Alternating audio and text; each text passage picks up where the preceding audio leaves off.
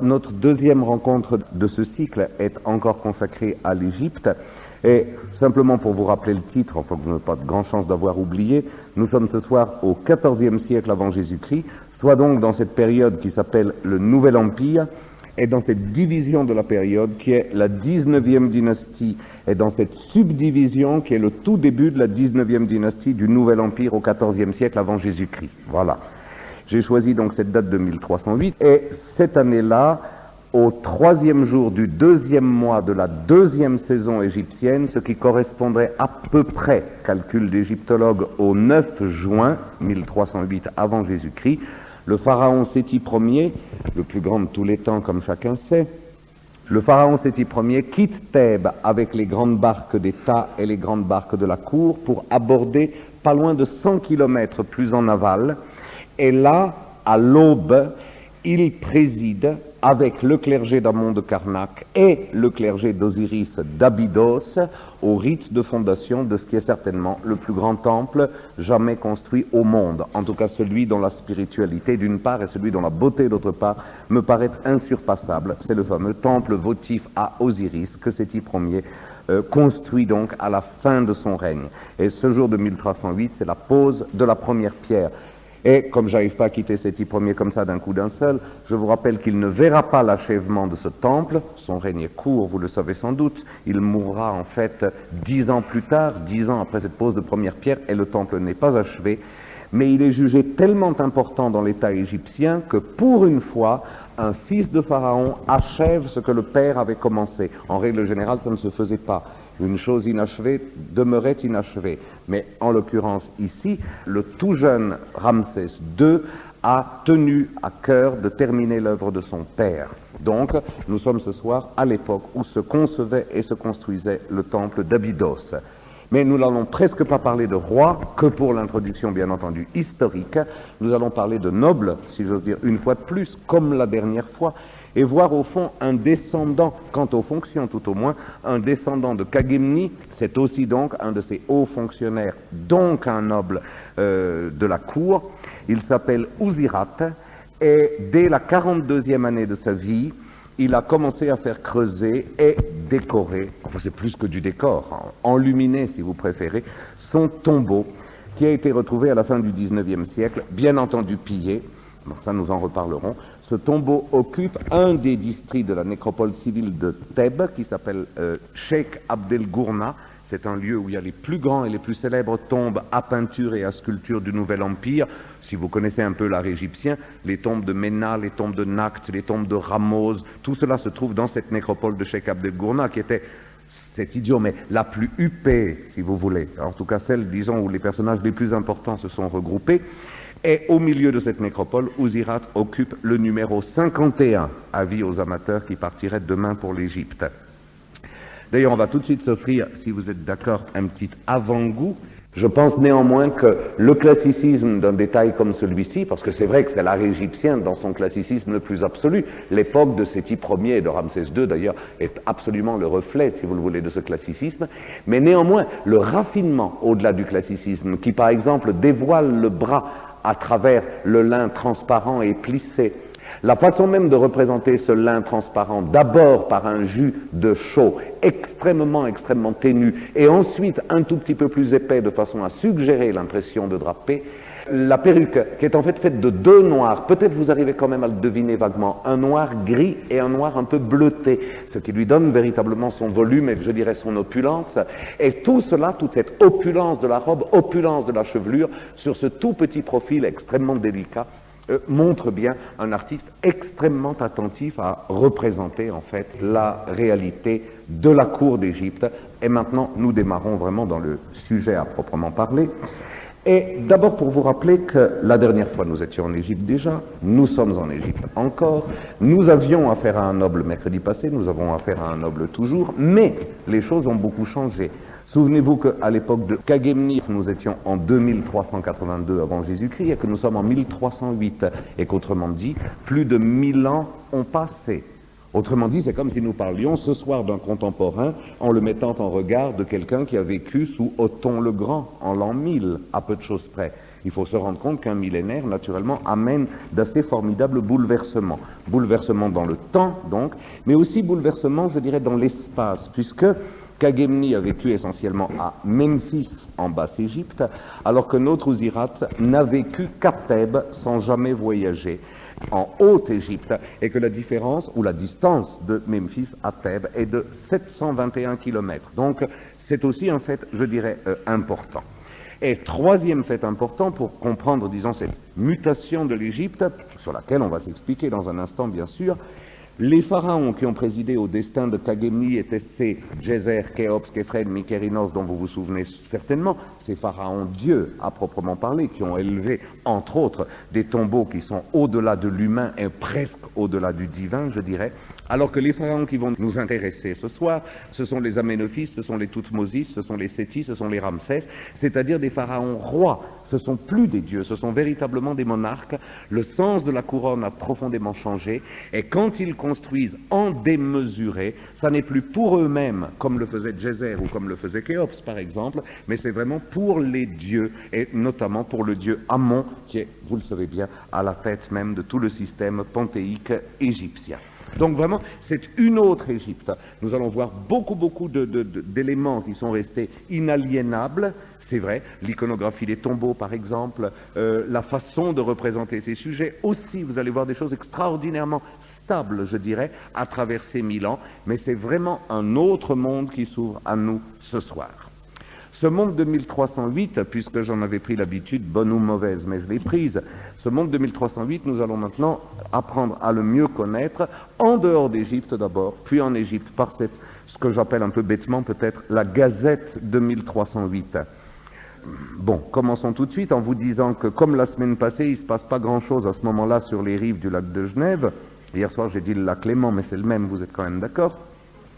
Que notre Occident est d'ailleurs extraordinairement discret encore en matière de civilisation, sauf bien entendu dans le monde de ce qu'on appelle un peu génériquement, je dirais, la Grèce.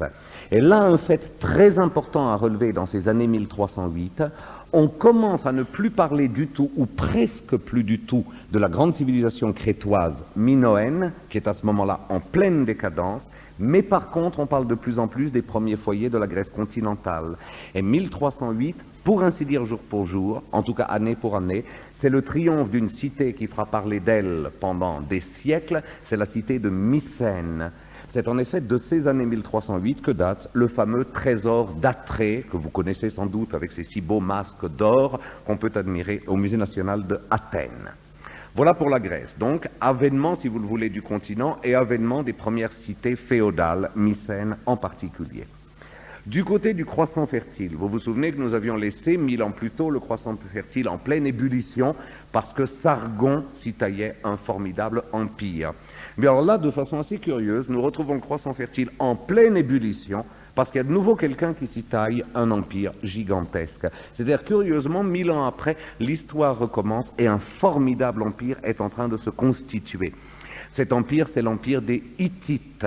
Les Hittites sont en pleine expansion et dans les années qui nous intéressent, leur armée petit à petit conquiert toutes ces villes, tous ces principautés, tous ces royaumes qui jusqu'alors avaient relativement coexisté les uns à côté des autres et qui maintenant doivent bien accepter le joug hittite. Mais plus grave encore, parce que cela concernera l'Égypte, ces Hittites n'ont décidément foi en rien, ils osent même s'attaquer à des villes, des principautés et des royaumes, pourtant sujets de l'Égypte en particulier, c'est-à-dire s'attaquer à des biens qui ne leur appartiennent pas, parce qu'ils appartiennent à l'immense cause des pharaons. Mais jusqu'alors, on avait eu peur des pharaons, en 1308, on commence à ne plus en avoir peur. Et le grand roi des Hittites en 1308 s'appelle Suppiluliuma, et c'est ce Suppiluliuma qui va véritablement ne reconnaître aucune frontière devant l'ambition de sa cause et créer le plus grand empire du croissant fertile jamais connu. Donc c'est l'apogée des Hittites. Et peut-être que ça intéressera les puristes que je rappelle, un seul royaume subsiste indépendant encore dans le croissant fertile hittite presque complètement, c'est le royaume d'Assyrie. L'Assyrie est encore vivante avec un très grand roi d'ailleurs qui s'appelle Adad-Nirari, et ce Adad-Nirari est encore assez puissant pour pouvoir retenir Suppiluliuma en dehors des frontières de son royaume. Lui d'ailleurs joue, si j'ose dire, au sous-vautour. Ce que les Hittites négligent ou méprisent, lui, Adad-Nirari, le reprend. Et c'est ainsi qu'en 1308, très exactement, le roi d'Assyrie vole à l'Égypte un de ses plus formidables greniers à blé. C'était le royaume de Mitanni, c'est-à-dire les grandes plaines entre le Tigre et l'Euphrate. Et l'Égypte est de plus en plus inquiète de ce remaniement complet du croissant fertile, sous la tenaille, pourrait-on dire, de Adad-Nirari un peu, mais de Suppiluliuma beaucoup. Donc Hittites et Assyriens commencent à devenir vraiment les ennemis inquiétants de l'Égypte. En allant encore un tout petit peu plus loin, vous parlant un tout petit peu d'Inde, c'est aussi une période de grande invasion. Le XIVe siècle avant Jésus-Christ, c'est l'arrivée des Aryens en Inde. Bien entendu, ils viennent du nord, ça c'est une évidence, par le Pendjab, comme je pense chacun sait. Et en 1308, ils sont déjà dans la grande plaine gangétique. C'est-à-dire que vraiment, ils ont complètement bousculé, je dirais, l'ordre autochtone jusqu'alors établi. Et ces Aryens sont en train de procéder à quelque chose de très extraordinaire. Ils sont en train, en fait, de mettre en osmose, si vous le voulez, leur culture propre avec la culture préexistante strictement indienne. C'est-à-dire, au lieu de se conduire en conquérant qui impose, ces Aryens vont au contraire s'intéresser notamment aux cultures et aux religions existantes, greffer dessus leur culture et créer une sorte de religion syncrétique qui est la première reconnue dans l'histoire de l'humanité. Et surtout, ces Aryens ont l'idée assez formidable de passer tout de suite à la source écrite. Ils rédigent donc les grands textes sacrés de ce qui est en train de devenir la religion indienne, c'est-à-dire mi-aryenne, mi-dravidienne. Et c'est vers 1308 qu'est en fait rédigé le premier des livres du védisme, c'est le Rig Veda. Rig Veda, la voix vraie, la voix authentique, la voix originelle. Le Rig Veda est écrit dans ces années-là. Et chose assez extraordinaire tout de même, vous savez que l'Inde a ce privilège de vivre encore sur l'obédience de ces textes qui remontent à 3000 ans. Donc voilà au moins une source qui, si l'on peut dire, n'est pas morte du tout. Donc l'Inde se construit, elle, dans la période qui nous intéresse, par cet afflux aryen. Quant à la Chine, dernière chose que je vous indique, mais elle est importante, nous l'avions laissée sous Kagemni à l'apparition de la première dynastie historique, la dynastie des Xia. Les Xia ont fait leur temps, ils ont connu leur décadence, ils ont disparu et ils sont remplacés maintenant par la dynastie des Shang, qu'on peut dire la première grande dynastie historique de l'histoire de la Chine. La Chine des Shang est déjà, j'ose dire, une grande Chine sur le plan géographique, mais surtout la culture chinoise est une très grande culture. Ce sont les Shang, en effet, qui vont amener à sa perfection absolue l'art du bronze. Et dans les musées et collections du monde que vous avez pu voir, les plus beaux bronzes jamais produits en Orient sont les bronzes de la période de Shang. Donc c'est une période d'extraordinaire efflorescence dans le domaine chinois. Et pour être tout à fait précis, vers 1308, mais je dois quand même avouer 1310, mais à 2 ans près, vous m'en voulez pas, j'espère, les Shang fondent leur nouvelle capitale, et cette nouvelle capitale, ce sera la fameusissime ville de Anyang, dans le Henan, une ville charnière pour qui veut connaître le début de l'histoire de la Chine, puisque c'est à Anyang notamment que l'on a retrouvé abondamment ces fameuses clavicules de cerf ou carapaces de tortue, les deux existent, recouverts des premières écritures pictographiques chinoises, c'est-à-dire la première annale de la civilisation chinoise. Ces fameux objets avaient d'ailleurs, semble-t-il, à l'époque des Shang, surtout une fonction religieuse et mieux oraculaire, mais pour les sinologues, c'est un trésor absolu parce que la Chine se met à parler depuis 1308 avant Jésus-Christ. Je rappelle aux amateurs qu'on appelle ces objets-là les Jiaguwen, ce qui veut dire les os de dragon. C'est vous dire un peu l'aura dont on entourait ce type d'objet. Et puis maintenant qu'on a fait un petit peu le tour, et vu que tout se passe pas si mal que ça dans le monde, revenons à l'Égypte et permettez-moi de vous brosser en quelques phrases le tableau de ce qui s'est passé entre Kagemni et Ouzirat. Parce que, j'aurai l'occasion de vous le montrer en fin de ces quelques phrases, Ouzirat a eu le privilège de vivre une des périodes les plus passionnantes de l'histoire de l'Égypte, et de la vivre entièrement, et de la vivre au premier plan même, je dirais. et je dirais même il a vécu peut-être une des périodes les plus exaltantes de l'histoire de l'humanité. Nous avons laissé une très grande Égypte la semaine passée, souvenez-vous, c'était l'Égypte de l'Ancien Empire, 3e, 4e, 5e, 6e dynastie. Mais je vous avais annoncé déjà qu'à la fin de la 6e dynastie, un règne trop long, ce fameux règne de 98 ans historique, pas 98 ans mythiques, 98 ans historiques du pharaon Pépi II, avait amené un épuisement, je dirais, des institutions. Les grands nobles avaient profité de cette fatigue du pouvoir pour s'arroger des prérogatives, et à la mort de Pépi II, s'est ouverte une véritable bataille pour le pouvoir qui a morcelé la royauté égyptienne, morcelé l'unité égyptienne et amené très rapidement une telle division dans le domaine d'Égypte qu'on peut parler véritablement de guerre civile. Et une guerre civile qui durera littéralement 100 ans, jour pour jour. Donc l'Égypte est descendue pendant ces 100 ans plus bas que bas, à se demander, si on avait été, disons, commentateur politique de l'époque, si on pouvait vraiment parier sur son redressement. Mais l'Égypte est une force vive tellement fabuleuse qu'en 2160 avant Jésus-Christ, elle va remonter, et très vite, croyez-moi, à une hauteur qui est à peu près celle qu'elle avait laissée à l'époque de Khéops, Képhren et Mykérinos. Alors, c'est un prince, un de ces innombrables princes de la Haute-Égypte, d'une toute petite ville de rien du tout qui s'appelle Ouazet, qui s'appellera Thèbes et qu'on appelle Luxor, mais à l'époque c'était un village, ou presque. C'est un prince donc qui va réussir, par la force de ses ambitions, à créer une coalition de voisins assez puissante pour s'attaquer aux résistants, les vaincre tous, comme Narmer l'avait fait 1000 ans avant, exactement. L'histoire de l'Égypte recommence, pourrait-on dire. Et on peut dire qu'arrivé à sa maturité, cet homme possédera à nouveau l'Égypte. Il s'appelle Antef et il deviendra le pharaon Antef Ier, fondateur du deuxième grand chapitre de l'histoire de l'Égypte que l'on appelle le Moyen Empire. Donc en 2160, deuxième, si vous le voulez, somptueuse horizontale dans la civilisation égyptienne, le Moyen Empire qui s'ouvre en 2160. Et ce Moyen Empire est bien connu pour deux grands rois qui portent principalement les noms de Amenemhat, il y en aura 4, et Sésostris, il y en aura 4 aussi. Et de nouveau, sur cette belle horizontale, il y aura une légère décadence, et hop, on redescendra d'un coup d'un seul dans la catastrophe la plus totale. Mais cette fois-ci, ce ne sera plus une question, je dirais, intestine ou intérieure, si vous préférez, ce sera une crise extérieure. L'Égypte, à la fin de la 12e dynastie, va s'affaiblir à tel point que les chacals, c'est ce que disaient les Égyptiens, avec leur gentillesse coutumière en matière de relations diplomatiques, les chacals, c'est-à-dire en gros les Bédouins, les Palestiniens, bref, tout ce qui n'est pas égyptien mais de par là-bas, les chacals qui aboyaient aux portes de l'Égypte se sentiront assez forts pour oser pénétrer en Égypte. Et ils y pénétreront avec une facilité formidable, occupant l'Égypte pendant 2 siècles. Donc, après la première période intermédiaire de 100 ans, nous avons une deuxième période intermédiaire, mais cette fois-ci, elle durera 200 ans. Pendant 200 ans, véritablement, l'Égypte sera menée par les Hyksos, pas si mal que ça, disons quand même, mais de main étrangère, bien entendu.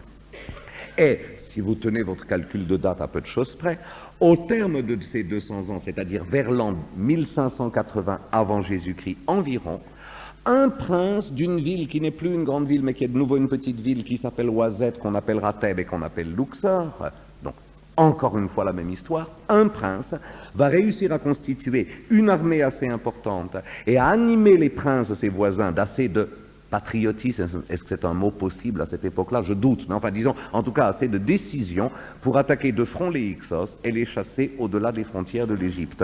Ce prince-là deviendra le premier pharaon de la 3e grande horizontale de l'histoire de la civilisation pharaonique, c'est-à-dire le Nouvel Empire. Ce pharaon s'appelle Kamosé. Kamosé. Bien, alors je voulais commencer en vous montrant l'éternelle carte de l'Égypte. C'est l'Égypte, vous la reconnaissez parfaitement bien, c'est évident. Je vous rappelle qu'à l'Ancien Empire, elle se constituait essentiellement de 2 moitiés, quand Narmer s'en était occupé. Une moitié qui était vraiment toute la vallée du Nil et qu'on appelait la Haute-Égypte, et une autre moitié beaucoup moins longue mais beaucoup plus large qui est le delta. Et vous vous souvenez que notre Narmer avait fixé sa capitale à la jonction des 2 terres, il avait là fondé la ville de Memphis. Tandis qu'au Nouvel Empire où nous sommes maintenant, les choses ont changé. D'abord l'Égypte s'est agrandie, elle a des possessions au nord, elle a des possessions au sud. Memphis n'est plus au milieu. Et d'autre part, n'oubliez pas que 2 fois de suite, c'est le prince de ce petit village de rien du tout, Oiset, Thèbes, Luxor, qui a remporté la victoire. Il est donc normal et légitime de fixer là la nouvelle capitale. Et nous sommes donc ce soir ici à Oiset, ou Thèbes, ou Luxor, comme vous le voulez. Nous ne sortirons quasiment pas de ce lieu-là. Et c'est donc dans ce lieu-là qu'ont régné les grands pharaons, dont je vous présente, non pas tous, il y en a 27, ce serait beaucoup trop, mais je dirais quelques-unes vraiment des têtes marquantes qui ont créé cette Égypte totalement puissante, totalement ambitieuse, qui sera celle dans laquelle vivra, naîtra et mourra notre Ouzirat. L'un des premiers responsables de la grandeur de l'Égypte, indubitablement, c'est Thoutmosis Ier, dont vous avez ici l'effigie. Thoutmosis Ier qui sera l'un des premiers pharaons du Nouvel Empire à reprendre les guerres de conquête qui avaient été abandonnées depuis le Moyen Empire. Les premiers pharaons de la 18e dynastie, d'abord remettront leur pays en état. Thoutmosis Ier remettra son char en état et il montera dessus et 18 fois au cours de son règne, il partira au nord puis au sud pour rétablir l'hégémonie égyptienne et par là même assurer la grandeur de l'Égypte. Je dirais donc qu'il est le premier à avoir rêvé et en fait offert à ses sujets d'une grande Égypte. Sitôt après lui, il faut citer cet être fascinant et étrange, qui aurait bien voulu être son petit-fils, mais qui n'est que sa petite-fille. Autrement dit, la phrase vous a bien fait réaliser, vous êtes devant une image d'Hatshepsut, deuxième personnage importantissime de ce nouvel empire. Hatshepsut, vous le savez, a réussi ce pari impossible d'être une femme et d'être néanmoins pharaon d'Égypte, ce que les dieux en principe interdisent, mais dans des conditions essentiellement dynastiques trop complexes et je dirais trop marginales à notre sujet, elle s'est établie en tant que non pas reine, mais roi d'Égypte, et c'était en tant que telle que vous la voyez là, porter la barbe et porter la crinière de lion, symbolisée par cette coiffe ancestrale que l'on appelle le Némès. Elle, Hatshepsut, sera la grande diplomate. Elle ouvrira notamment à l'Égypte la voie la plus convoitée qui soit, c'est la voie de l'or, en établissant son autorité dans ce légendaire royaume de Punt, qui à l'époque occupait la Somalie, l'Abyssinie et une bonne partie de l'Éthiopie. Bref, ces contrées où, disait-on, l'or coulait dans les rivières. Et elle réussira en fait à établir sa main sur l'or de Punt. Je rappelle peut-être à ceux qui sont moins accoutumés à la nomenclature égyptienne et plus à une nomenclature plus occidentale, que nous appelons ce royaume le royaume de Saba. C'est exactement le même royaume. Alors Hatshepsut a donc ouvert la porte du royaume de Punt à l'Égypte. Elle a donc garanti, je dirais, la sécurité financière de l'Égypte. C'est au fond à elle que l'on doit les formidables chantiers que seront les temples un peu plus tard. Thoutmosis Ier, le bras, je dirais, Hatshepsut, la tête à proprement parler, se retrouve au fond en qualité également répartie chez Thoutmosis III, troisième personnage que je vous représente et qu'on a coutume de reconnaître comme le plus grand roi de sa période. Car en effet, il est aussi grand général que l'avait été Thoutmosis Ier et il est certainement aussi habile que l'avait été Hatshepsut. Et pendant le long règne de Thoutmosis III, les armées d'Égypte feront et créeront un empire sur lequel, comme pour Philippe II, le soleil ne se couche jamais. C'est d'ailleurs presque vrai, puisqu'en fait, la frontière sud de l'Égypte au fait du règne de Thoutmosis III, c'était le fleuve Zaïre. Vous savez peut-être qu'à 60 km en aval de Kinshasa, on a trouvé des établissements portuaires et à l'intérieur des scarabées au nom de Thoutmosis III. Donc l'Égypte allait jusqu'au Zaïre, au sud, et au nord, elle remontait jusqu'à Alep. Alors avouez quand même que de Kinshasa à Alep, le soleil ne se couche pas souvent. Voilà donc le plus grand conquérant peut-être de l'histoire de l'Égypte, celui qu'on appelle bien souvent d'ailleurs le Napoléon égyptien. Thoutmosis III, certainement un des plus grands règnes de l'histoire de l'humanité. Ces trois personnages, Thoutmosis Ier, Hatshepsut, Thoutmosis III, ont véritablement créé une Égypte invincible, une Égypte formidablement prestigieuse, une Égypte aussi formidablement ambitieuse, disons bien. Et à partir de là, je dirais, les pharaons ont pu vivre sur l'acquis de leurs ancêtres. C'est en tout cas le cas de celui-ci, qui est un pharaon formidablement attachant, mais qui peut-être n'a pas eu, comment vous dire, un sens extrêmement aigu de la sécurité politique de son pays. Il était formidablement riche, formidablement respecté, et il en a au fond usé. Je dirais que c'est le premier pharaon esthète de l'histoire, c'est le premier Médicis de l'Égypte, tenez. Il a voulu asseoir son règne essentiellement sur les arts, qu'il a servi d'ailleurs de façon merveilleuse. Je vous en donnerai preuve dans un instant. C'est Aménophis III. Et je crois pouvoir dire que c'est sous le règne d'Aménophis III que les plus grands chefs-d'œuvre des arts égyptiens ont été créés. Et je peux déjà vous dire, c'est le temple de Luxor, c'est quelques-unes des plus belles parties du temple de Karnak, c'était le temple funéraire du roi dont il reste les colosses de Memnon, qui sont universellement connus, et ce sont quelques-unes des plus belles tombes de nobles existant, notamment la tombe de Ramose, celle de Kerouef et celle de Khéops.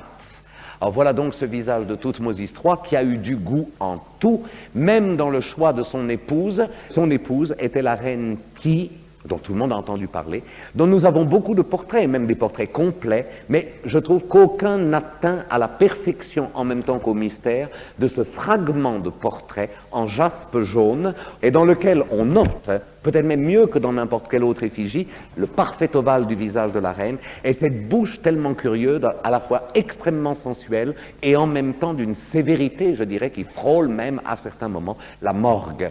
Alors voilà donc ce couple royal. Je commence maintenant, vous remarquerez, pour les pharaons qui vont suivre, à présenter roi et reine, parce que ce sont des personnages que notre Ouzirat a connus. Ce sont des personnages sous l'autorité desquels, en fait, il s'est établi. Donc il est important de restreindre le champ et d'être plus précis. À Aménophis III et Ti ont succédé, encore plus connus peut-être, Aménophis IV et Néfertiti. Et vous savez que là, je dirais ce sens de l'esthétisme qui avait marqué dans les arts plastiques extraordinairement le règne d'Aménophis III va se développer jusqu'au maniérisme sous le règne de son fils. Mais ce sera plus seulement un esthétisme, je dirais esthétique, ce sera un esthétisme intellectuel. Roi, en fait, plus prêtre que souverain à proprement parler, Akhenaton fondera une forme de réforme religieuse, ou en tout cas une refonte religieuse extraordinairement belle, extraordinairement poétique, mais qui sera hélas une véritable catastrophe politique. Vous savez qu'il régnera quelque chose comme 18 ans dans un monde qui n'appartient qu'à lui et à son Dieu, le monde de Akhetaton, la ville actuelle de Tel El Amarna, où il vivra entouré de son épouse, la plus belle de toutes les souveraines d'Égypte bien sûr, Néfertiti, et les 6 filles qu'a eu le couple royal. Ce sera une parenthèse absolument divine sur le plan, je dirais, de la pensée, de la religion, de la spiritualité, mais ce sera une période catastrophique en matière de politique. Les prêtres, je dirais les prêtres orthodoxes, des dieux orthodoxes d'Égypte, reniés par le roi qui ne croit qu'en le disque solaire Aton, mettront 14 ans à se regrouper et, pour finir, à abattre le roi. Et avec une forme, je dirais, assez effroyable de décision, ils descendront sur Akhetaton avec une armée, massacreront les habitants, détruiront villes, temples et palais, et vraisemblablement massacreront aussi la famille royale. Et du beau visage de penseur d'Akhenaton, de l'admirable visage de Néfertiti que vous avez là, il ne restera que des œuvres effroyables et presque insoutenables, comme celle que vous avez sous les yeux maintenant. C'est un buste d'Akhenaton, mais qui a été simplement volontairement et délibérément mutilé pour que son nom s'oublie, son image s'oublie, son règne s'oublie, et qu'au fond, l'Égypte puisse retrouver l'horizontalité qui avait été la sienne. Au terme de cela, les Égyptiens se rendent compte qu'il faut maintenant de l'ordre et de l'ordre à tout prix. Voilà pourquoi les prêtres d'Égypte mettent sur le trône un enfant auquel ils inculquent l'ordre. Cet enfant fameussime, c'est Toutankhamon, dont les Égyptiens n'ont quasiment jamais parlé, mais dont nous parlons beaucoup, grâce à M. Carter et grâce à M. Carnavon, puisque vous le savez bien, sa tombe a été retrouvée intacte. Les quelques temps du règne de Toutankhamon serviront aux prêtres à remettre l'Égypte à flot, c'est-à-dire à payer, je dirais, l'inaptitude à régner des 2 règnes précédents. Et sans régner effectivement, en se faisant régner, je dirais, à ses côtés, Pharaon Toutankhamon sera tout de même un grand roi. À la mort de Toutankhamon, il se passera ceci il y a trop de gens qui ont trempé, je dirais, dans les sales affaires des prêtres. On dit un peu trop quand même en Égypte qu'un pharaon, Akhenaton, sa femme, Néfertiti, leurs enfants et des milliers de personnes ont été passées au fil de l'épée. On le dit un peu trop, on le sait un peu trop. On dit un peu trop que Toutankhamon n'a été qu'un jouet dans la main des prêtres. On dit même un peu trop que lorsque les prêtres en ont eu assez, c'est-à-dire que Toutankhamon a risqué de devenir un être pensant, on l'a un petit peu précipité vers Osiris, autrement dit qu'on l'a assassiné. Il y a trop de gens qui savent. Et celui qui sait le plus propose tout simplement un marché aux dieux, mais un marché aux prêtres, la couronne contre le silence. Voilà donc le successeur de Toutankhamon, il s'appelle Aïe, il est peut-être celui qui a le plus trempé dans l'horreur de l'affaire amarnienne, et au fond les prêtres lui payent leur dette en lui offrant la couronne qu'il gardera sur son front pendant 4 ans, un règne extrêmement étrange, extrêmement sulfureux d'ailleurs. Et au terme de tout cela, c'est-à-dire le règne d'Akhenaton, plus le règne du petit Toutankhamon, plus le règne de Aïe, l'Égypte est vraiment en mauvais état, elle est terriblement ébranlée. Alors, les prêtres d'Égypte eux-mêmes décident qu'on ne peut plus s'adresser à la famille royale qui jusqu'alors avait fourni en fait la couronne, mais qu'il faut en sortir et qu'il faut trouver un roi qui peut-être est un roturier, mais qui est un homme d'honneur. Et ils choisissent à l'unanimité ce personnage qui est très connu des milieux égyptiens. Il a fait une carrière de scribe d'abord, un peu de prêtre ensuite, et ensuite il s'est spécialisé dans le métier des armes. Et il a commencé sa carrière militaire sous Amenophis III. Il était général sous Amenophis IV, il a gardé ce titre de général sous Toutankhamon, mais c'est un homme qui a surtout été connu pour une formidable probité à tout point de vue, une formidable honnêteté intellectuelle et de fait à tout point de vue aussi, et un formidable pouvoir de décision. Cet homme ne cédera jamais quand il a décidé d'aller de l'avant. Et à cet homme-là, on donne la couronne d'Égypte. C'est Horemheb. Et pendant les 20 ans bénis du règne de Horemheb, je dirais que l'ordre sera fait aussi bien au temple qu'au palais. Horemheb, en 20 ans, va réussir à rendre à l'Égypte cette sérénité qui avait été singulièrement ébranlée pendant les 3 règnes précédents. Et lorsque Horemheb arrivera au terme de sa vie, on se rendra compte avec effroi et angoisse qu'il n'a pas d'héritier. Il n'a pas pris le temps d'avoir des enfants, aussi simple que ça. En tout cas, il n'en a pas. Et donc, l'Égypte aura très peur de la succession, se disant, si on nomme un personnage de la trempe de Horemheb, si Horemheb nomme un personnage de sa trempe, les prêtres vont le tuer, parce qu'il y a 20 ans que les prêtres sont assujettis à la volonté de Pharaon. C'est un moment donc effroyablement délicat. Et c'est là qu'Horemheb, avec le génie qui est le sien, jouera le plus admirable tour qu'on puisse jouer à l'orthodoxie égyptienne. Il désignera pour son successeur le personnage que vous avez sous les yeux, qui s'appelle Ramsès, et qui deviendra Ramsès Ier, qui au moment de sa pharaonisation est un vieillard quasi impotent, quasi gâteux, en tout cas goûteux, et littéralement gouvernable. Autrement dit, les prêtres d'Égypte applaudiront à cette nomination en pensant vraiment que Horemheb a vieilli. Ramsès Ier montera sur le trône d'Égypte. 2 ans plus tard, il sera au bout de sa vie complètement usé. Et on lui dira, parce que, bien entendu, il est seul au palais, on lui dira, mais alors qui désignez-vous comme successeur? Et il ouvrira pour la dernière fois ses grands yeux bleus en disant, mais je n'ai besoin de désigner personne pour successeur, mon fils me succédera. Et c'est à ce moment-là que l'Égypte s'est rendu compte, et surtout que les prêtres d'Égypte se sont rendus compte, que la dernière farce, mais la plus sublime d'Horemheb, avait été jouée. Ramsès Ier ne servait que de paravent à un être de génie total que l'on avait délibérément mis en marge de l'histoire, et en fait, dont on préparait simplement la légitimation. Ce personnage-là, c'est mon héros à moi et le vôtre, j'ose espérer en grande partie, c'est Séti Ier, le plus grand roi de tous les temps. Donc au fond, grâce à Ramsès Ier, son père, mais surtout grâce à Horemheb, qui avait mesuré le génie de cet homme jeune encore, Séti Ier montera sur le trône d'Égypte, et il sera le roi principalement que servira au fait de sa carrière notre Ouzirat. Voilà l'admirable visage, le lumineux visage de Séti Ier, dans la plus belle statue de lui connue. Elle est aujourd'hui au British Museum de Londres, et elle vaut le voyage à pied, croyez-moi. Séti Ier ne régnera que très peu de temps, 14 ans à peine, et au terme de son règne, il cédera très normalement le trône à son fils. Ce sera Ramsès II qui cédera le trône à son fils et au fils de son fils. Bien. Si donc on fait très rapidement la synthèse de ce que je viens de vous dire, vous aurez remarqué que la 18e dynastie commence dans une admirable orthodoxie avec les grands règnes des premiers Thoutmosis, puis qu'elle risque de sombrer, je dirais, dans une décadence d'usure sous les règnes d'Aménophis III et d'Aménophis IV, puis alors qu'elle fléchit véritablement, complètement, dans l'héritage d'Aménophis IV, avec les tristes règnes de Toutankhamon, Haï, Horemheb, Ramsès Ier.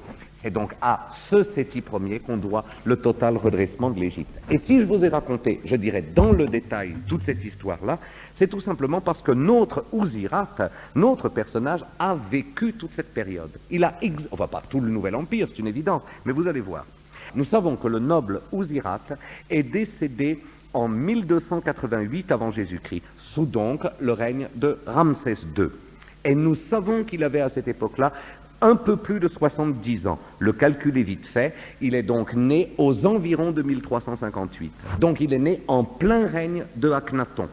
Il a donc eu le privilège de connaître les règnes de Akhenaton, Toutankhamon, Haï, Horemheb, Ramsès Ier, Séti Ier et Ramsès II. L'histoire va vite parfois. Cet homme a couvert, si l'on peut dire, 7 pharaons, mais surtout, il a couvert une des périodes les plus formidables de l'histoire de l'Égypte, cette période si fascinante, je dirais, de l'ordre ébranlé et de l'ordre rétabli. Voilà pourquoi donc je voulais, peut-être un peu longuement, mais vous parler de l'histoire un peu plus longuement que d'habitude. Maintenant, vous savez dans quoi et sous quoi notre Ouzirat a vécu. Revenons encore un instant aux rois, parce que vous montrer leur tête, c'est quelque chose, mais ça n'est peut-être pas entièrement suffisant. Qu'ont-ils fait? Eh bien, c'est très simple. Les rois des 18e et 19e dynasties, c'est-à-dire les rois du Nouvel Empire, ont tout fait. Tout ce qui est d'habitude cité comme les grands chefs-d'œuvre de la civilisation égyptienne et les grands chefs-d'œuvre des civilisations méditerranéennes sont leurs œuvres. Les temples de Karnak, le temple de Luxor, le temple de Deir el-Bahari, celui de Gourna, Médine Tabou, le Ramesséum, tout Thèbes a été construit par ces pharaons-là. Mais en plus, bien entendu, au sud, ils ont construit jusqu'à Abou Simbel, comme vous le savez sans doute. Au nord, ils ont construit jusqu'à Tanis, vous le savez sans doute. Autrement dit, c'est pendant leur règne que vraiment la plus formidable parure de monuments divins a été élevée. Alors je ne pouvais pas tout vous montrer, ce serait complètement absurde. J'ai donc simplement décidé de vous montrer quelques vues, mais quelques vues très très rapides, de 2 temples qui me paraissent admirablement résumer les tendances esthétiques de l'architecture dans cette époque-là. Première tendance, je dirais une tendance extrêmement transparente, sereine, c'est celle qui correspond au règne d'Aménophis III. Vous voilà donc à l'entrée de son œuvre la plus importante, je pense, le temple d'Amon de Luxor, qu'il a signé, avec des propylées merveilleux, ces gigantesques colonnes en forme de lotus ouvert, donnant accès à une cour qui est certainement la plus belle que l'on ait jamais construite en Égypte, infiniment vaste, infiniment sous le soleil, mais avec surtout des colonnes toujours les mêmes et fasciculées, d'une élégance telle qu'elles paraissent, avec les arêtes du soleil, se démultiplier comme à l'infini. L'invention de ces colonnes à fûts fasciculés donne, et surtout quand on les voit bien entendu comme ici, en anamorphose, l'impression que le temple est sans début et sans fin. Ça donne une espèce de souplesse presque magique à cette architecture-là. Et c'est certainement cette esthétique-là l'un des versants les plus caractéristiques du Nouvel Empire. Alors donc, je vous ai juste montré quelques documents et je termine en vous montrant l'ultime document. Voilà donc Aménophis III, créateur et fondateur de ce temple, en train de l'offrir d'ailleurs au dieu Amon. Voilà donc le premier des 2 monuments que je voulais vous montrer, celui où l'architecture s'est faite musique. Deuxième tendance maintenant, beaucoup plus, je dirais, vers la sévérité, beaucoup plus vers l'austérité de la ligne même, mais en même temps beaucoup plus vers l'incommensurablement grand. À l'opposé de la poésie du temple de Luxor, il y a l'écrasante splendeur du temple de Karnak, dû principalement, dans la partie qui nous intéresse aujourd'hui, à Séti Ier et à son fils Ramsès II. Cette partie, c'est la salle hypostyle. Et je n'ai même pas besoin de vous rappeler, je pense, la salle hypostyle du temple d'Amon de Karnak compte 134 colonnes dont les plus hautes mesurent 33 mètres. Elle est donc aujourd'hui encore la plus grande salle sous colonne jamais construite par l'homme. Et c'est vrai que dans ce lieu-là, l'échelle humaine se perd complètement. C'est une espèce de formidable forêt de pierres dans laquelle ces fûts de colonnes ont à la fois un côté extrêmement inquiétant, en même temps que presque rassurant, comme le bois sacré qui précède la révélation même du divin. Alors, l'élévation, n'est-ce pas, l'immensité, le sens, le goût en même temps de l'immensité que les grands pharaons de la 19e dynastie vont développer, surtout sous Ramsès II, est déjà présent, je dirais, dans les parties exécutées par Séti Ier. Et voilà donc la travée centrale de cette salle hypostyle de Karnak qui est son œuvre. Donc, comme tout à l'heure je vous montrais Amenophis III offrant le temple de Luxor à Amon, voici maintenant, aux parois de la salle hypostyle d'ailleurs, Séti Ier offrant le temple de Karnak, au même dieu Amon d'ailleurs. Et avec ce document-là, donc avec ce deuxième visage de l'architecture égyptienne, ce visage qui est au-delà de l'humain, nous concluons pour le monde des rois. Nous allons en effet devoir nous occuper maintenant exclusivement du monde des nobles. Mais je ne pouvais pas vous expliquer la grandeur, la splendeur, le raffinement de la vie de ces nobles sans avoir justifié cela par la grandeur que les rois ont su implanter au domaine égyptien. Nous sommes quand même dans l'héritage des Thoutmosis, dans l'héritage des Aménophis, des Séti et des Ramsès, c'est-à-dire d'une Égypte gigantesque. Nos nobles seront donc gigantesques eux aussi. Alors, maintenant, j'aimerais vous présenter, au fond, les nobles. En vous rappelant simplement ceci, ils sont exactement, quant à leur fonction, les mêmes que 1000 ans auparavant. Il n'y a toujours pas de noblesse véritablement héréditaire en Égypte, c'est une noblesse de fonction, donc ce sont ces fameuses fonctions au service de l'État qui créent, en quelque sorte, le privilège du personnage. Ces gens-là ont de la puissance, de l'argent, c'est une évidence, et donc ils peuvent se faire construire, comme 1000 ans auparavant, des tombeaux. Alors, avant d'aborder ces tombeaux, voyons quelques visages de nobles.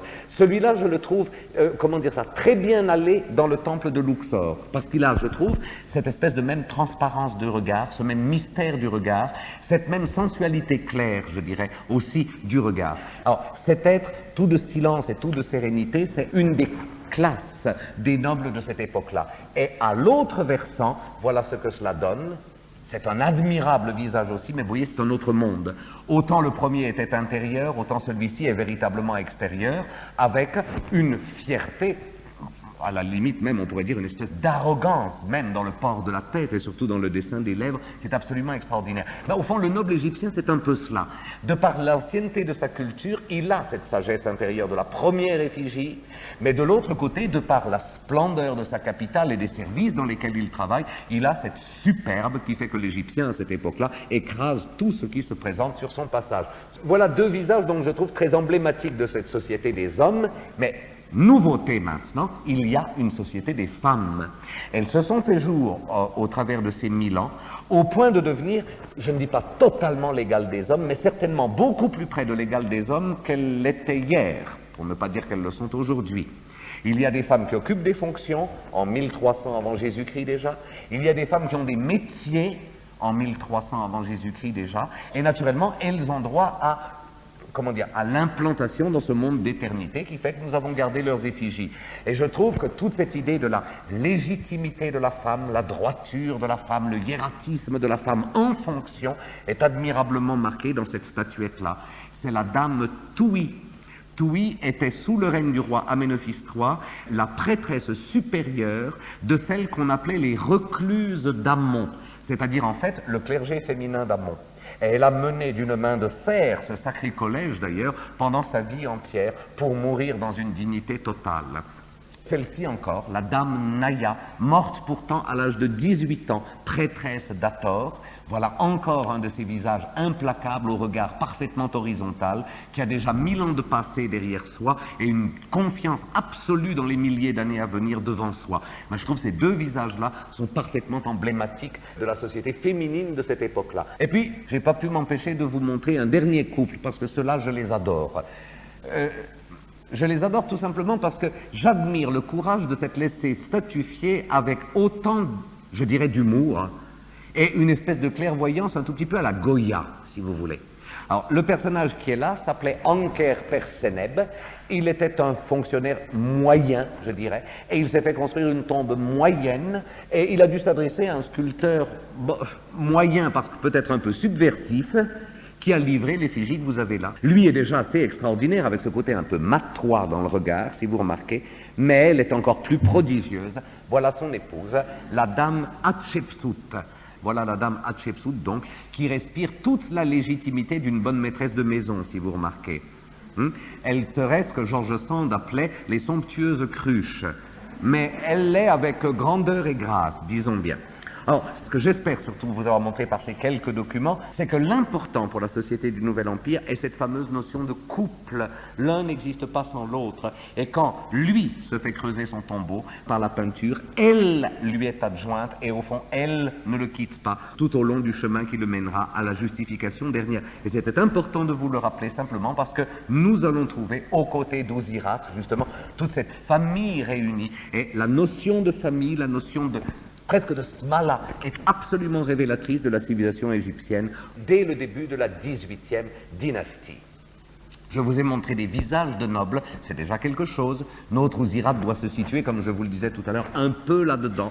Maintenant, je voulais, parce que je trouvais aussi important, vous montrer quelques objets de nobles. C'est-à-dire, il faut que vous vous rendiez compte maintenant que l'énorme effort des pharaons du passé et du présent ont fait de l'Égypte une terre où le luxe existe à chaque instant, et quand on est un noble, on peut s'offrir ce luxe.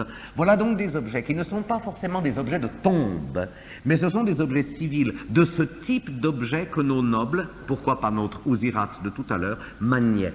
Voilà par exemple ici une pièce de vaisselle absolument superbe, c'est un petit plat, une assiette creuse si vous préférez, ornée d'un motif exquis. C'est une musicienne, une joueuse de luth, taquinée par son singe sous une treille de vigne, une œuvre d'une vivacité, en même temps qu'une œuvre d'une élégance extraordinaire. Élégant aussi cet autre objet de noble, qui, comme vous le savez, je pense, n'est rien d'autre qu'un pot à crème, un pot à onguent, un pot à fard, mais que le luxe de l'Égypte a permis de tailler dans du cèdre, et tailler avec une grâce et un génie absolument extraordinaire sous la forme d'une petite servante, tenant une grande jarre qui est le tout petit pot à onguent, bien entendu. Ceci est un objet civil, comme est un objet civil aussi, un objet quotidien aussi, ce que vous avez maintenant sous les yeux. Ce fard qu'on a pris dans le pot, on l'étale sur une palette pour le mélanger aux couleurs dont on va farder ses yeux. La palette à fard était un objet très important de la culture des nobles de cette époque-là. Voici l'une des plus belles que l'on ait retrouvées. Elle est aujourd'hui au musée du Louvre. C'est le même motif que tout à l'heure, servante portant une jarre, mais traitée en aplat, si vous le voulez, comme dans une espèce de très léger relief seulement, de façon à ce que son rôle utilitaire soit évident.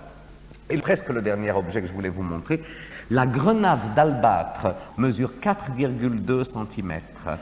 Ce sont donc parmi les objets de miniaturisation les plus virtuoses et les plus élégants, je crois, que l'on ait retrouvés.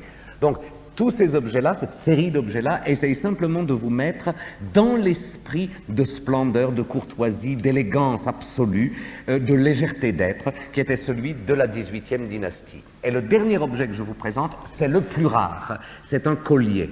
Alors vous allez me dire, mais on a trouvé des foules de colliers dans les tombes. Oui, mais justement, ne commettez pas la même erreur que tout le monde. Les colliers qu'on a trouvés dans les tombes sont des colliers, je dirais, religieux. Ce sont des colliers pour aborder la mort. Ce sont des colliers qui protègent, en fait, le corps d'un mort contre les forces mauvaises et l'aident à passer plus loin. Et nous ne possédons quasiment aucun de ces bijoux qu'ont vraiment porté dans le civil les Égyptiens. C'est ce qui donne tout le prix à ce collier de faïence bleue en forme de campanule ouverte.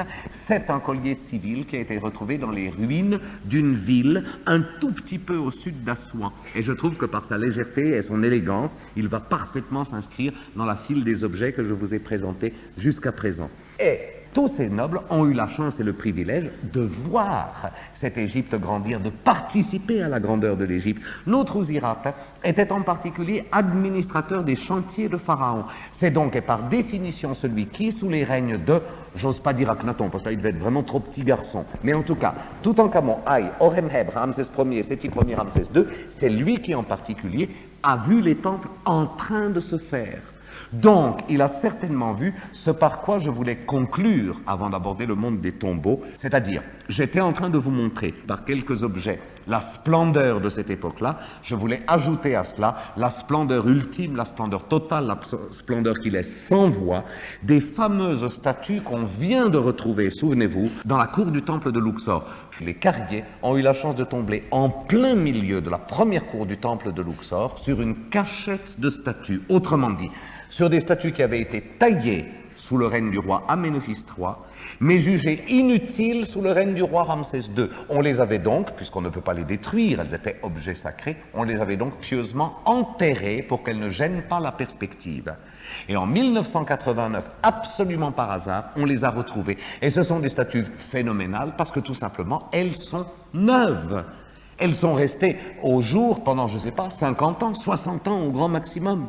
Mais les milliers d'années de vent de sable, les milliers d'années d'histoire et de pages d'histoire, les mutilations, tout cela leur a été épargné. Alors, je vous apprends, vous savez certainement, elles sont aujourd'hui exposées au musée de Luxor. Et sans vous les montrer toutes, je vous en ai amené 3.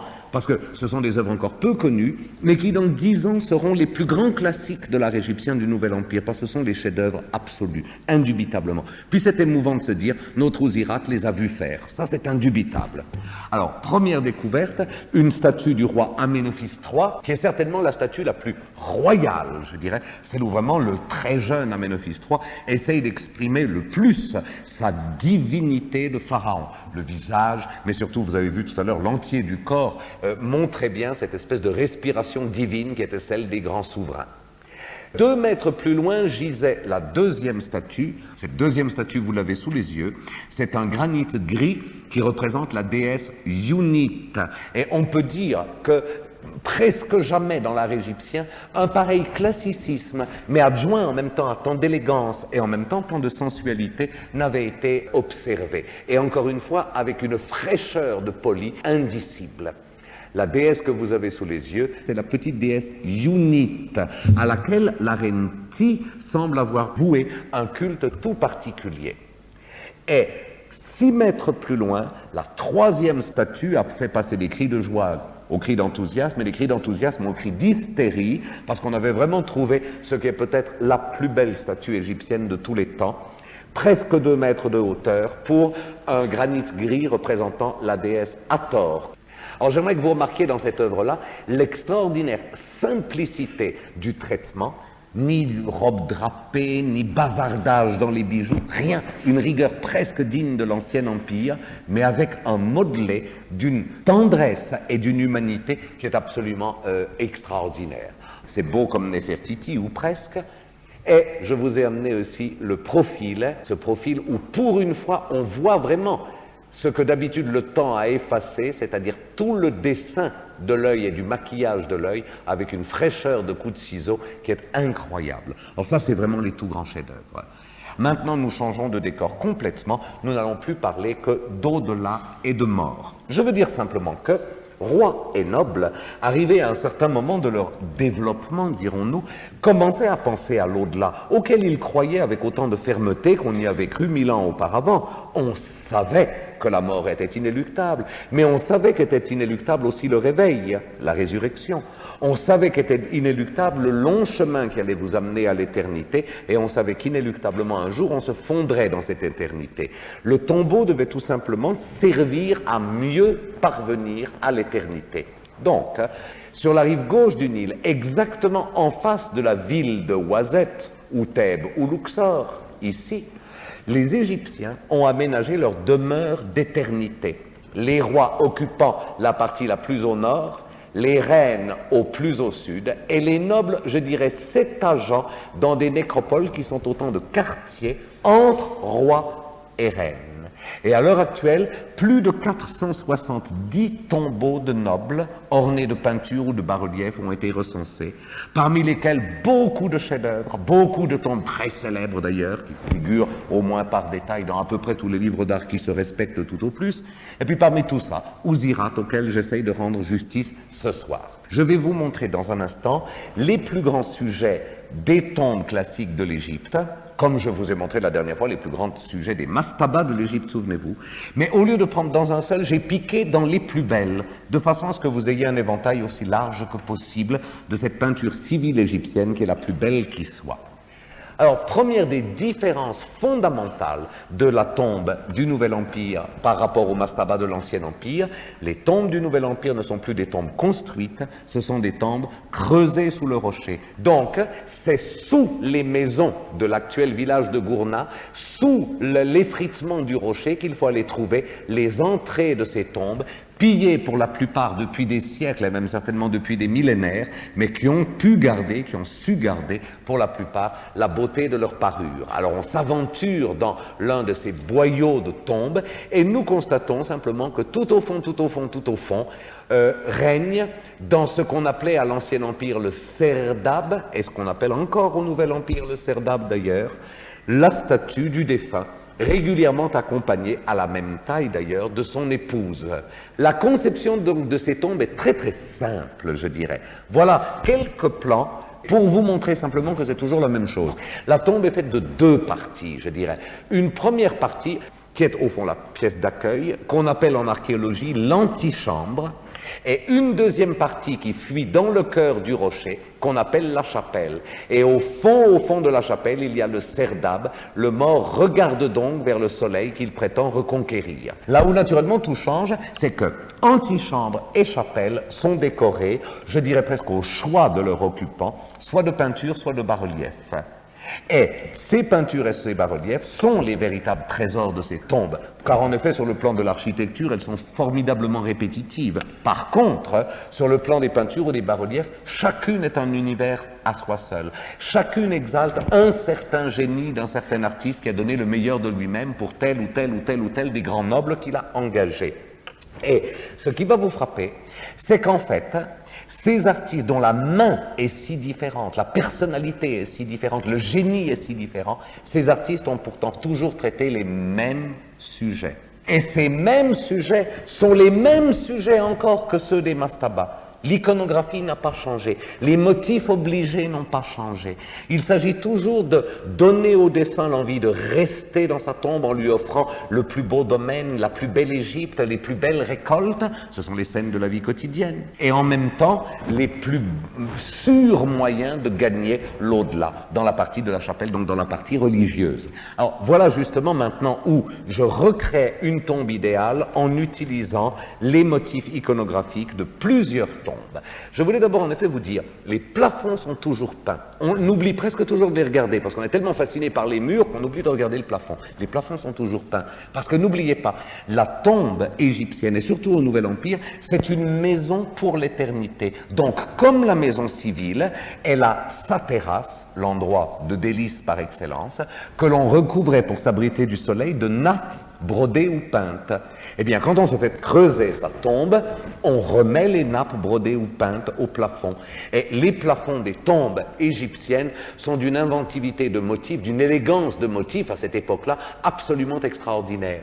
Bien souvent, d'ailleurs, il s'agit non pas seulement de motifs géométriques montrant donc une natte peinte ou brodée, mais il s'agit de la reproduction des treilles de vigne, car être sous sa treille de vigne était, semble-t-il, le séjour favori des Égyptiens du Nouvel Empire.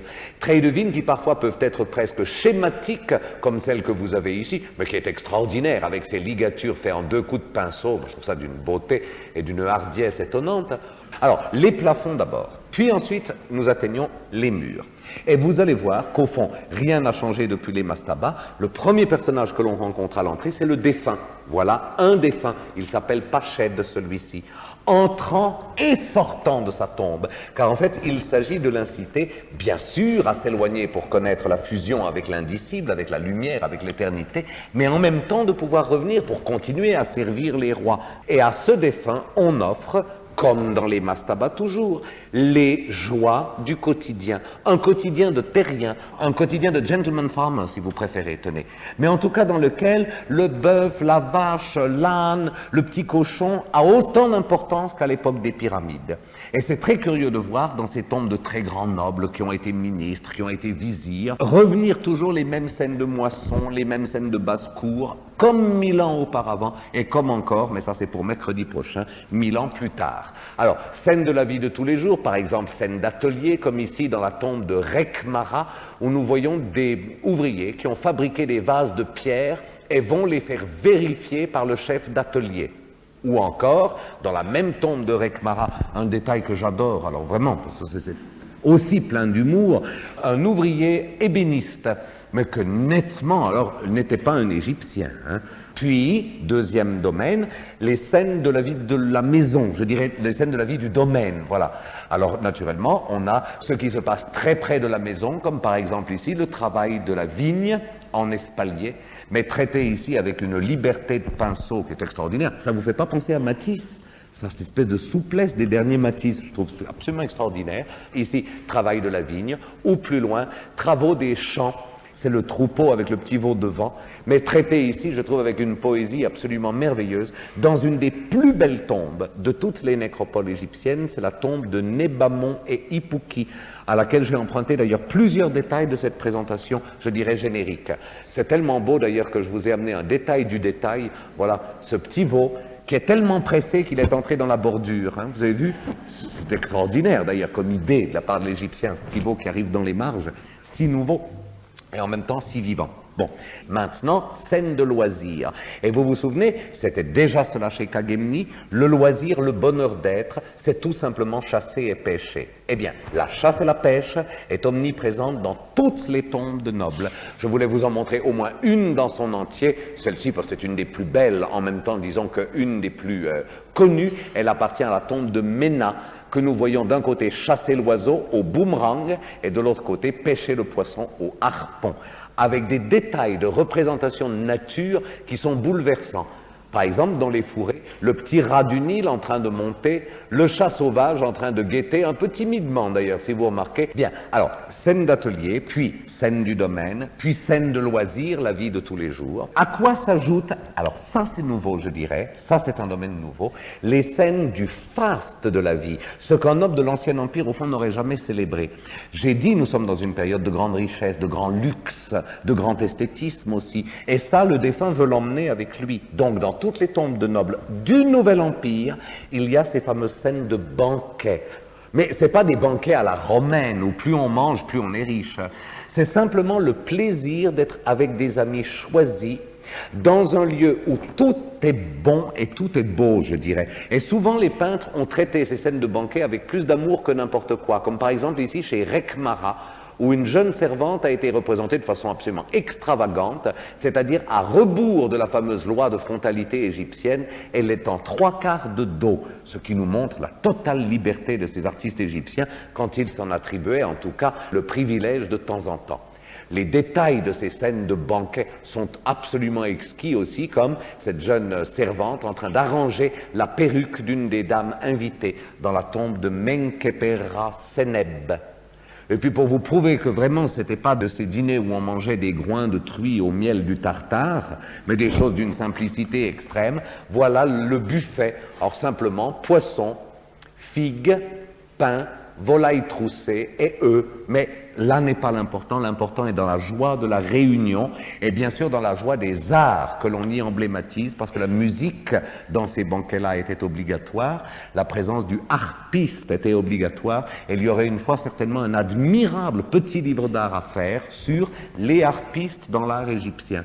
Parce que chacun a sa personnalité, chacun a, je dirais, son génie propre. Celui-ci est un de ceux que je trouve les plus beaux, c'est le harpiste aveugle de la tombe de Nakhte, bien connu, dont les mains sont tellement souples qu'on a presque l'impression d'entendre l'accord qu'il est en train de plaquer sur son instrument. Un très grand moment, en tout cas, de la peinture égyptienne.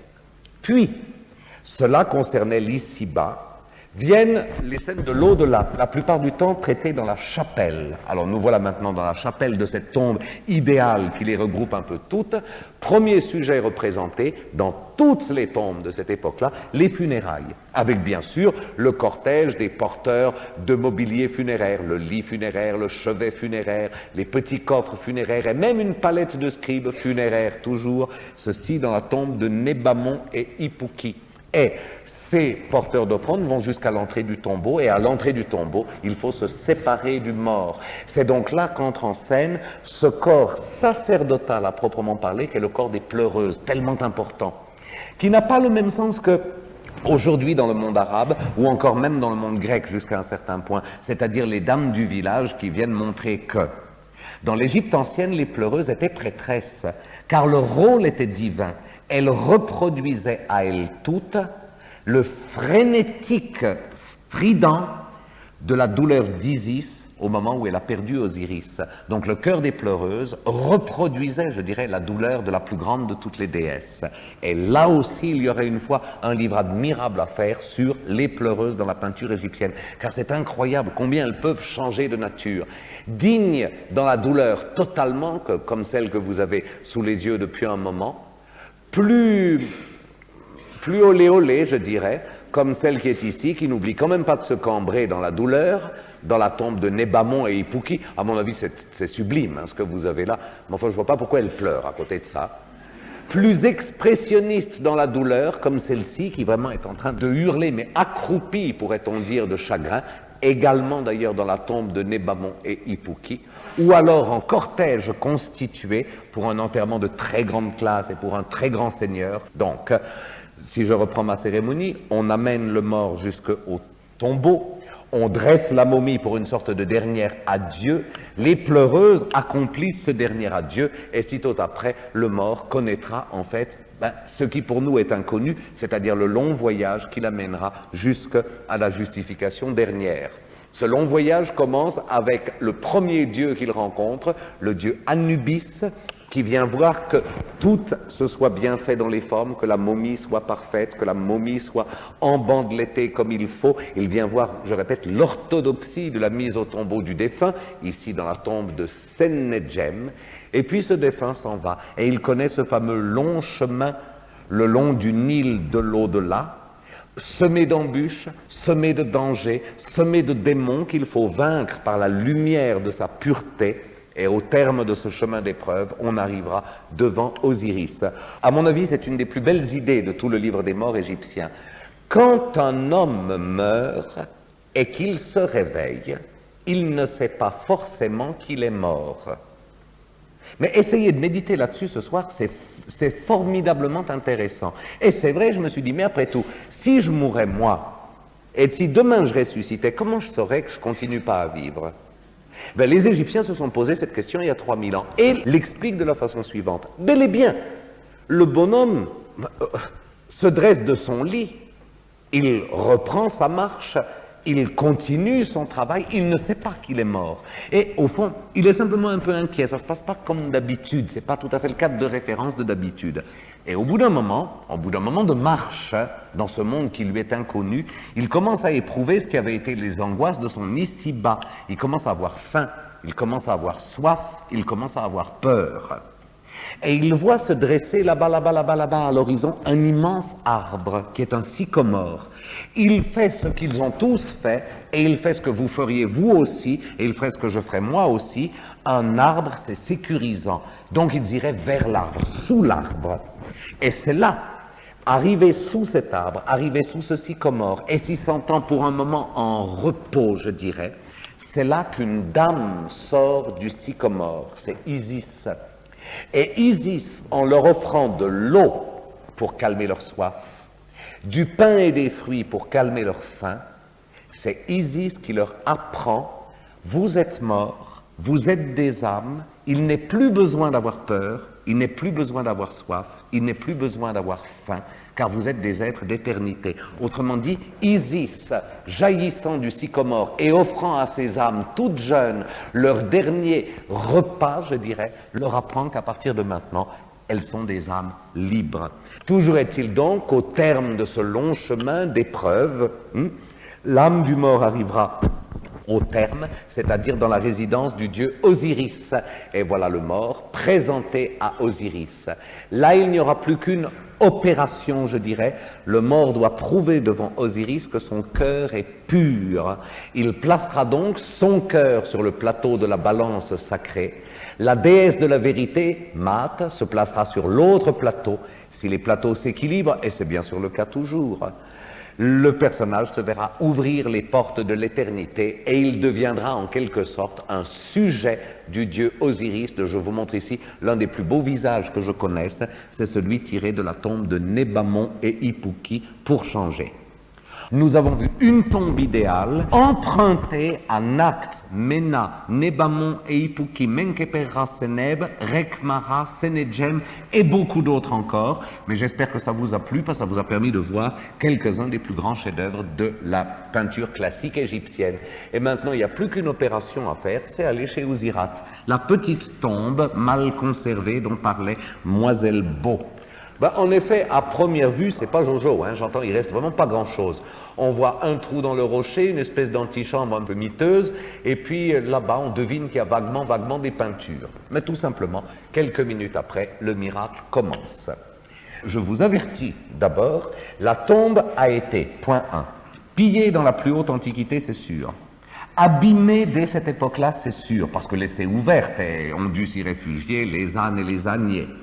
Et en plus, elle a connu cet épouvantable outrage d'être occupée par un anachorète copte dans les premiers siècles de notre ère, lequel s'est conduit comme tous ses petits copains.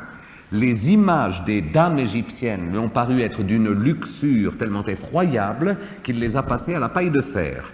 Donc, c'est vrai, dans l'antichambre, qui est heureusement le seul endroit que notre anachorète a occupé, c'est très abîmé. Mais alors après, je vous assure, vous allez être récompensé. Voilà donc simplement l'image du défunt.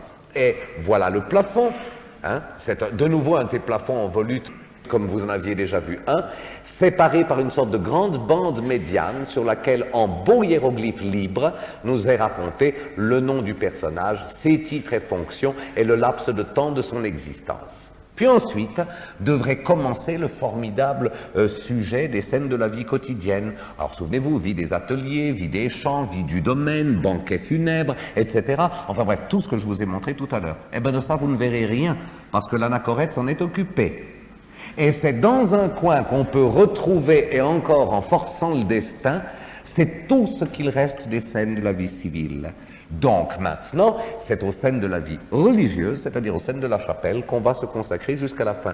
Nous avons en tout et pour tout 3 murs à voir. C'est vous dire pas grand-chose, parce que c'est tout petit.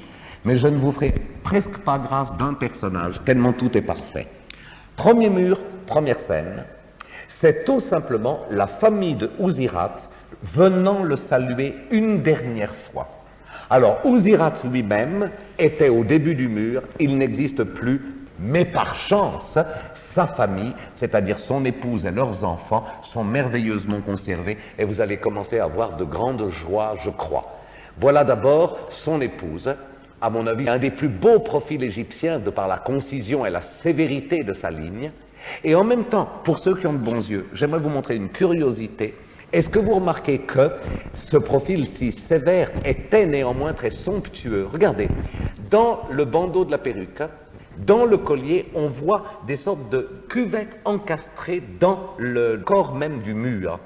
C'est tout simplement que, la peinture n'étant pas assez riche encore au goût du propriétaire, on plaquait des plaques de faïence vernissées, bleues vraisemblablement, pour enrichir encore cette image. Celles-là ont été volées par les pillards, il n'en reste plus que les emplacements que vous avez ici. L'épouse, vous l'aviez assez vu, voilà le fils aîné. Le fils aîné, nous avons nom et fonction bien entendu, a ici un rôle très spécial. Je vous rappelle que dans l'Égypte pharaonique, comme encore dans l'Inde aujourd'hui, c'est le fils aîné qui mène son père au tombeau. Alors voilà le fils aîné, et il est dans ce costume de prêtrise funéraire, si vous le voulez, il joue le rôle de prêtre funéraire, vous le reconnaissez à la peau de guépard dont il est drapé. Cette peau de guépard n'appartient qu'au prêtre Sem, S-E-M, et le prêtre Sem, c'est celui qui mène le rituel funéraire. Alors le voilà, le visage est très abîmé, mais par contre le costume est absolument superbe.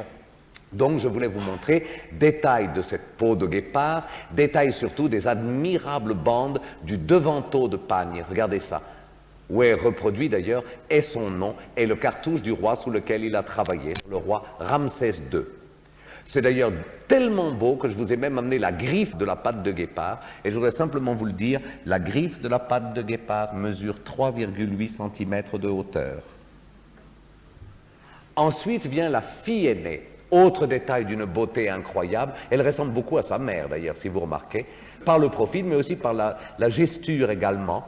Même robe, même transparence, même perruque admirablement travaillée, mais elle porte à son père, à titre d'hommage, les fleurs sacrées de lotus et de papyrus et des canards. Et les canards, à eux seuls, devraient compter parmi les plus grands chefs-d'œuvre connus de l'art égyptien, tant leur graphisme est élégant, presque, je dirais, comme de la peinture chinoise ou japonaise. Vous sentez cette souplesse de pinceau que d'ordinaire on n'attribue qu'aux peintres de l'Extrême-Orient, mais que j'espère, à la lumière de cela, vous attribuerez aussi à certains peintres égyptiens. Alors si c'est ça qu'on appelle le style pompeux mais peu original de la 19e dynastie, permettez-moi d'être pompeux et peu original jusqu'à la fin de mes jours. Fille aînée, fils cadet maintenant, le fils cadet qui est donc, de par son costume, on peut le voir prêtre, puisqu'il a le crâne rasé et le pagne long, mais ce pagne long, il le porte très haut derrière, très bas devant, il est donc encore dans les novices. C'est encore un tout jeune prêtre, visage abîmé, mais de nouveau des canards qui sont parmi les plus beaux de la peinture égyptienne. Mais regardez le délié de pinceau, tac, dans la façon de représenter le bec, ou la liberté dans le traitement des pattes également. C'est du tout grand art, du tout grand art. Et le dernier personnage de la série, de cette famille, c'est la fille cadette, qui est encore une enfant, puisqu'elle a le crâne rasé, comme les filles jusqu'à l'âge de 7 ans. Mais comme c'est jour de fête, la mort est une fête en Égypte, on lui a recouvert ce crâne rasé d'une demi-perruque, qui est simplement là par, je dirais, goût de l'apparat. Et chose très jolie, c'est cette fille cadette, c'est la toute petite, qui surveille l'ordonnance des bouquets que l'on a apportés à Ouzirat. Les bouquets que la famille dédie à Ouzirat. Et vous avez ces magnifiques bouquets montés, comme on les appelle, qui étaient offerts au moment des funérailles. Juste en dessous de cette paroi-là, va nous être racontée la mise au tombeau. Alors tout simplement, vous retrouvez le fils aîné, c'est le même que tout à l'heure, c'est le fils aîné, avec la même peau de guépard, et il est là simplement pour présider à la bonne marche de tous les rites de la mise au tombeau. Parce qu'il ne suffit pas naturellement d'amener le mobilier funéraire et de pleurer un bon coup. C'était un extrêmement long rituel que l'on appelle, mais vous le savez bien sûr, le rituel de l'ouverture de la bouche. Cela visait à amener un corps mort à devenir un être à part entière et vivant. Au fond, les prêtres accomplissaient, je dirais, ce rituel de résurrection sous la direction du prêtre Sem, le fils aîné, donc, que vous avez ici, et dont je voulais vous montrer aussi la tête de guépard, parce que là, elle est bien conservée, et elle est d'une beauté folle. Je n'ai pas de conseil à vous donner, mais mettez-vous en plein les yeux, parce que je crois qu'il n'y a pas un livre qui reproduit ce que vous voyez ce soir, ou presque pas. Alors, de ce rituel, Ouzirat n'a pris que très peu de choses. Il y a peu de place dans sa tombe, c'est petit, donc il a dû aller à l'essentiel. Une première scène, malheureusement plus qu'à moitié détruite, nous montre cette très belle cérémonie dont je vous avais déjà parlé mercredi passé. C'est l'animation de la statue pour la rendre un réceptacle digne de l'âme du mort. Vous vous souvenez, je vous avais parlé de cette charge des statues que les prêtres faisaient au moment de la mise au tombeau pour que l'âme du mort trouve, je dirais, un corps nouveau et éternel dans lequel entrer. Alors voilà la statue d'Ouzirat et voilà les prêtres en train d'accomplir sur cette statue les gestes nécessaires et de prononcer les formules nécessaires à la rendre apte à recevoir l'âme du mort.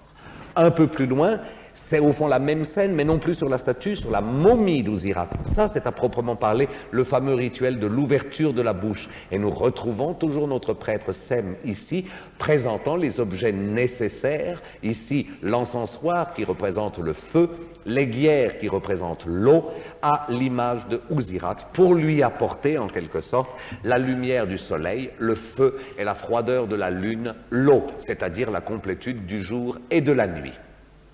Et lorsque toutes ces cérémonies sont faites, alors c'est le grand adieu. Et c'est à ce moment-là que les pleureuses arrivent. Donc voilà le corps des pleureuses. Et vraiment, je vous en ai montré à dessein quelques-unes de très classiques, d'un peu sexy. Enfin, j'ai essayé de vous montrer une sorte de, je dirais, de brochette large de pleureuses. Ben, regardez bien celle d'Ouzirat. Je maintiens que vous n'en verrez nulle part ailleurs d'aussi belle. Aussi belle dans le style que l'artiste a voulu, c'est-à-dire d'un dramatisme et d'une tension absolument extraordinaire. Alors, ce sont des détails de ceci que je vous ai amenés. Regardez ça. Regardez la liberté de geste, regardez tout cela. Repensez à M. Winkelmann, que le diable ait son âme, qui a dit pendant 3000 ans les Égyptiens n'ont jamais été capables que de représenter des torses de face avec des bras qui pendent. il a écrit ça. Eh bien, regardez la liberté de geste, la liberté de mouvement. Regardez le dramatisme de ces attitudes. Même les expressions, le côté complètement éperdu, presque pâmé, je dirais, par le chagrin, est admirablement rendu. Mais c'est très insolite dans l'art égyptien. Je vous dis, la tombe d'Ouzirat a vraiment une personnalité très marquée. On l'a déjà vu dans les grandes représentations de dames, mais j'aimerais que vous le remarquiez encore plus dans ces représentations de personnages où la vivacité de l'artiste est absolument indicible. Donc, toutes les pleureuses sont là et on confie le mort à Osiris. Voilà donc Osiris qui va devoir le protéger pendant son destin. Pauvre Osiris, il a un peu subi la paille de fer du Copte parce qu'il est à la porte de son domaine. On ne voit presque plus rien de lui, sauf peut-être son très beau pectoral où il a représenté, si vous avez de très bons yeux, son duel victorieux contre son frère, le dieu Seth. Osiris est d'ailleurs ici accompagné, comme le veut la tradition, de deux déesses tutélaires qui sont Isis et Nephthys. Ce que je viens de vous montrer, je dirais, c'était la part ici-bas de la mort. Voyons maintenant la part au-delà. Voilà toujours le même fils, toujours avec sa peau de guépard, et simplement il pousse son père devant lui. C'est-à-dire le père est au tombeau, l'âme est libérée, et au fond il donne le départ à son père. Il lui dit maintenant, va, tu peux aller vers ton destin. Alors il le pousse devant lui, et Ouzirat, accompagné de son épouse, prennent ce long chemin noir, dangereux, périlleux, connaître toutes les embûches, mais arriver à la lumière. Et ils vont tous les deux jusqu'à l'entrée du domaine d'Osiris. Ils sont introduits chez Osiris par le dieu Thoth, que vous avez ici. Et c'est devant Thoth qu'ils devront, Ouzirat et son épouse, répondre de leur action, donc garantir la pureté de leur cœur, pureté qui doit être reconnue par les 42 juges d'Osiris. Et dans la tombe de Ouzirat, tous ces juges nous sont montrés, et nous sont même désignés d'ailleurs avec leur nom. On les voit assis, vraiment comme une sorte de jury suprême, et il faut que les 42 juges aient reconnu la pureté du cœur d'Ouzirat et la pureté du cœur de son épouse, pour que enfin s'ouvrent les portes qui dévoileront à Ouzirat l'image même de Osiris. Alors là voilà, la fin du voyage, c'est cela. Voilà l'image d'Osiris. Et je trouve de nouveau que dans le graphisme des sceptres, il y a une immense beauté, un immense équilibre qui méritait la peine d'être montré par le détail. Vous connaissez presque tout, mais j'ai juste gardé pour la fin le plus beau. Alors, nous ai montré l'entrée de Ouzirat dans le monde de l'indicible. Ça, c'est la montagne de l'Occident derrière laquelle se couche le soleil, et là sont les dieux qui saluent en fait Ouzirat comme l'un des leurs. Autrement dit, ayant franchi toutes les étapes, ayant été reçu par Osiris, il peut entrer maintenant dans le monde de la lumière. Et c'est là le chef-d'œuvre. Car en effet, toute la petite paroi de la chapelle est occupée par un seul sujet, et ce sujet, c'est l'Isis du sycomore. Eh bien, je peux vous dire, il n'y a à ma connaissance pas une image d'Isis du sycomore qui puisse être comparée à celle de la tombe d'Ouzirat. C'est tout simplement prodigieux. Voilà Ouzirat, malheureusement il y a des manques, je veux bien, mais regardez sous les manques, si l'on peut dire. Alors voilà donc Ouzirat, il est accompagné de deux femmes qui sont son épouse et sa mère. Il a emmené sa mère avec lui. Ils sont dans le sycomore, dont vous voyez les feuilles, dont vous voyez les fruits, et regardez, de ce sycomore jaillit l'eau, on voit bien l'eau donnée par Isis, et qui tombe dans les somptueux gobelets que tiennent les dames derrière, lui devant. Autrement dit, c'est la dernière ablution avant la prise de conscience même de la mort. Alors, c'est tellement beau que c'est des détails que je vais vous montrer maintenant. Voilà Ouzirat, ce qu'il en reste, mais enfin, c'est d'une beauté folle. Regardez le traitement des narines, regardez aussi le traitement, la façon de représenter les lèvres, qui est tellement extraordinaire. C'était Ouzirat, et voilà les dames. Voilà donc ces deux femmes, qui sont peut-être les plus beaux profils égyptiens que je connaisse. Parce que c'est des profils d'une beauté et d'un mystère en même temps qui est extraordinaire. C'est pas des visages d'humaines, c'est pas des regards d'humains. Elles regardent beaucoup plus loin. Mais c'est vrai, avec quelque chose d'incroyablement exquis. Bon, on continue. Ces deux visages donc s'apprêtent à boire l'eau d'Isis dans ces magnifiques gobelets que vous avez ici. Et l'eau, en fait, traverse tout le sycomore pour jaillir d'un bras abstrait qui tient une aiguière. Voilà le bras de la déesse Isis, la magnifique aiguière d'où coule l'eau qui traverse toute la scène. Du même coup, ça me permet de vous montrer l'admirable sycomore, les oiseaux, les fruits de sycomore, qu'on voit là, c'est une chose absolument prodigieuse. Donc, elle donne, la déesse, à nos trois défunts l'eau, nous l'avons vu, mais aussi la nourriture. Et regardez, elle leur tend, aussi abstraitement, je dirais, des plateaux sur lesquels il y a des pains et des figues. Donc je dirais ce qu'il peut y avoir de plus simple comme repas. Et regardez la main d'Ouzirate, avec une prodigieuse élégance d'ailleurs, prenant possession, c'est-à-dire touchant au fond, ce qu'il considère presque lui comme un plateau d'offrande. Ben, formidablement graphique d'ailleurs, presque traité comme un hiéroglyphe plutôt que comme un semblant de réalité. Et juste encore le détail de cette vraie nature morte qu'est le plateau d'offrande. Donc simplement, j'ai essayé de vous promener dans ce qu'il reste de cette scène de l'Isis du sycomore pour que vous vous rendiez compte de la qualité de cette peinture, que vous vous rendiez compte de la qualité de ce pinceau et que vous vous rendiez compte du génie de ce maître. Et donc, que vous vous rendiez compte que c'est vraiment un chef-d'œuvre méconnu que cette tombe. Et je voulais terminer en vous montrant le bas de la représentation, parce que c'est tellement beau, juste au pied de l'arbre. Ouzirate, sa femme et sa mère ont compris qu'ils n'étaient plus des corps, mais seulement des âmes, et ils sont devenus des formes abstraites. Ils ne sont plus des cas, selon le mot égyptien, ils sont des bas, c'est-à-dire des oiseaux qui ne gardent du souvenir de l'humain que le visage. Et en tant que tel, le cosmos leur appartient, l'univers s'ouvre à eux, et donc la mission d'Isis, au cours de ce dernier repas, a été de libérer la part oiseau de l'être, la part divine de l'être. Les êtres sont libérés et Ouzirate et son épouse peuvent savoir enfin ce que c'est que l'éternité. Alors, ce soir, je suis absolument sûr de vous avoir fait découvrir, pour la plupart d'entre vous, un nouveau chef-d'œuvre de l'art égyptien, mais j'espère que vous avez constaté qu'il mériterait vraiment d'être mieux connu. Vous parlerez d'Ouzirate à tous vos amis. Merci de votre attention.